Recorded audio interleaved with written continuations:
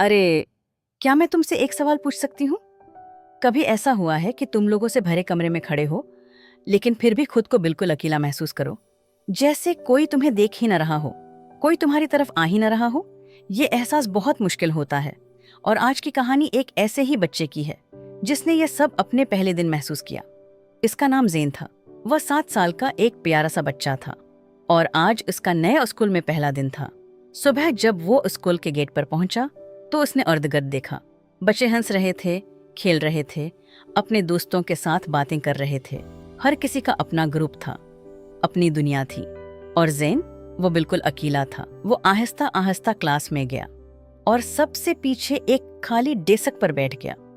उसने अपनी नजरें नीचे रखें ताकि कोई उसकी घबराहट ना देख सके। वो बार बार सोच रहा था, अगर कोई मुझसे बात ना करे तो, अगर मेरा कोई दोस्त ना बना तो। फिर लंच टाइम आ गया, जो अक्सर पहले दिन का सबसे मुश्किल वक्त होता है। ज़ेन ने अपना छोटा सा लंच बैग्स उठाया और कैंटीन में दाखिल हुआ। वहां बहुत शोर था, बच्चे हंस रहे थे, खाना शेयर कर रहे थे, खुश थे। ज़ेन ने अधर उधर देखा, मगर कहीं भी उसके लिए जगह नहीं थी। आखिर वो एक कोने में जाकर बैठ गया, बिल्कुल अकेला। उसने अपना लंच बॉक्स खोला।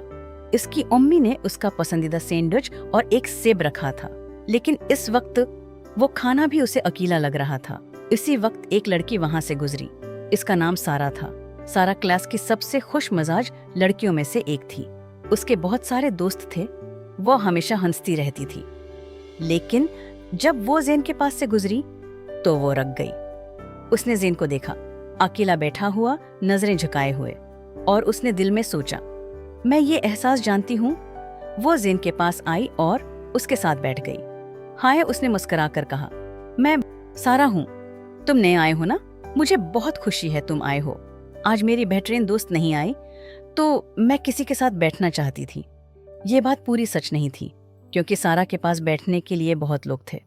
लेकिन उसने ये बात इसलिए कही क्योंकि वो चाहती थी कि ज़ेन खुद को अहम महसूस करे।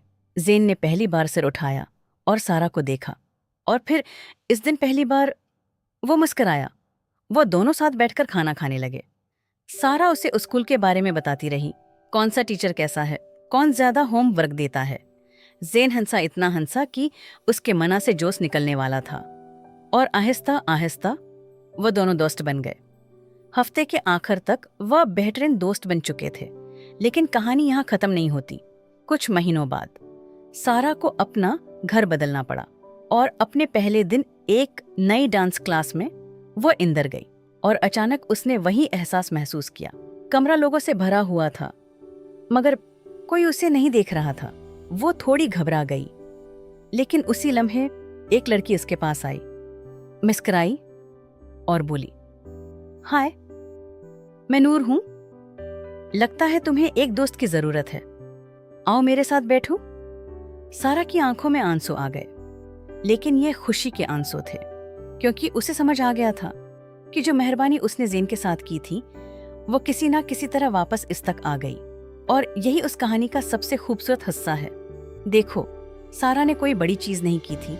उसने कोई तहफा नहीं दिया, कोई बड़ी तकरीर नहीं की। वो बस जाकर उसके साथ बैठ गई, बस इतना सा काम। लेकिन ज़ेन के लिए वो दुनिया की सबसे बड़ी चीज थी। तो इस कहानी का सबक ये है, आप कभी नहीं जानते कि सामने वाला इंसान अपने दिल में क्या महसूस कर रहा है। वह बच्चा जो कोने में अकेला बैठा है, वो नया चेहरा, वो शख्स जिसके पास कोई नहीं, कभी कभी सिर्फ एक मुस्कुराहट, एक हाय, या एक छोटा सा काइंडनेस का अमल किसी की पूरी जिंदगी बदल सकता है। अब मैं तुमसे पूछता हूँ, क्या कभी किसी ने तुम्हारे साथ ऐसा अच्छा सलूक किया है जब तुम्हें उसकी सबसे ज्यादा जरूरत थी? या शायद तुम किसी के लिए सारा बने हो? नीचे कमेंट्स में जरूर बताना। और अगर ये कहानी तुम्हारे दिल को छू गई हो तो वीडियो को लाइक करो, और ऐसे ही खूबसूरत कहानियों के लिए चैनल को सब्सक्राइब करना ना भूलो। अगली बार तक किसी के लिए सारा बनो। आप नहीं जानते, आपकी एक छोटी सी मेहरबानी किसी के लिए कितनी बड़ी खुशी बन सकती है।